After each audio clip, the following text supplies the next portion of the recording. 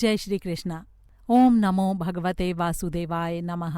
हरे कृष्ण कृष्ण कृष्ण हरे हरे, हरे राम राम राम हरे हरे। आइए शुरू करते हैं आज की कथा। कार्तिक मास महात्म्य 24वां अध्याय। सूत जी के इस प्रकार कहने पर ऋषि आश्चर्य से कहने लगे, हे सूत जी, ये कितने विस्मय की बात है कि अदिति अग्नि में नहीं जली और ना ही उसे इसका पता चला। तब सूत जी बोले, हे ऋषियों, इसमें आश्चर्य की क्या बात है। जिन भगवान के स्मरण मात्र से सारे संकट दूर हो जाते हैं, उनका ध्यान करने वाले भक्त को भला कौन कष्ट दे सकता है। जब अग्नि शांत हुई तब भगवान विष्णु स्वयं अदिति के सामने प्रकट हुए और बोले, हे देव माता, तुम्हारे इस कठिन तप से हम बड़े ही प्रसन्न हैं। आप इच्छित वरदान मांगिए। भगवान विष्णु को अपने सामने साक्षात उपस्थित देखकर अदिति ने बड़े ही विनम्र भाव से उनकी स्तुति करते हुए कहा, हे भगवान, आपके सिर्फ स्मरण मात्र से सारे क्लेश दूर हो जाते हैं और आपके चरण कमलों की सेवा करके भक्तजन परम सिद्धि को प्राप्त करते हैं। ऐसे आप भगवान को मेरा नमस्कार है।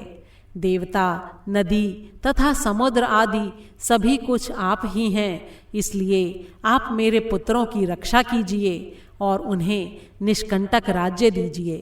अदिति के ये वचन सुनकर भगवान कहने लगे, हे देव माता, अब मैं पुत्र के रूप में तुम्हारे यहाँ जन्म लेकर असुरों का संहार करूँगा।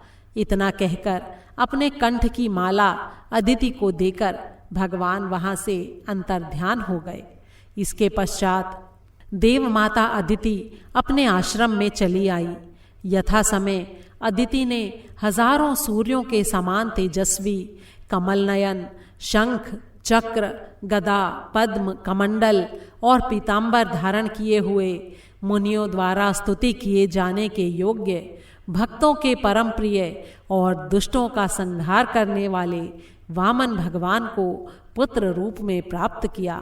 वामन भगवान को अपने आश्रम में देखकर कश्यप आदि ऋषियों ने भगवान की स्तुति की। तब वामन भगवान कश्यप जी से बोले, हे पिताश्री, हम प्रसन्न हुए और आपके सारे मनोरथ पूर्ण हों। हमने अब तक 2 बार आपके घर में जन्म लिया है और आगे भी जन्म लेंगे। उधर राजा बलि ने दैत्य गुरु श्री शुक्राचार्य जी की अध्यक्षता में एक बड़ा ही भारी यज्ञ प्रारंभ किया। उसमें हवि ग्रहण करने के लिए उन्होंने लक्ष्मी जी सहित विष्णु भगवान का आवाहन किया।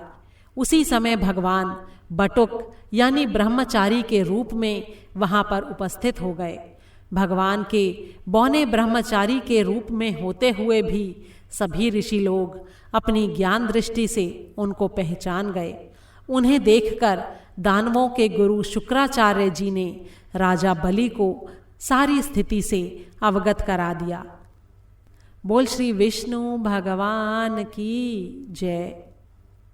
24वां अध्याय समाप्त हुआ। कार्तिक मास की सारी कहानियों को एक साथ एक ही वीडियो में सुनने के लिए ऊपर आई बटन पर क्लिक करें। कार्तिक के महीने में विशेष फल देने वाली माँ लक्ष्मी जी की कहानी और विष्णु सहस्त्र नाम सुनने के लिए भी ऊपर आई बटन पर क्लिक करें।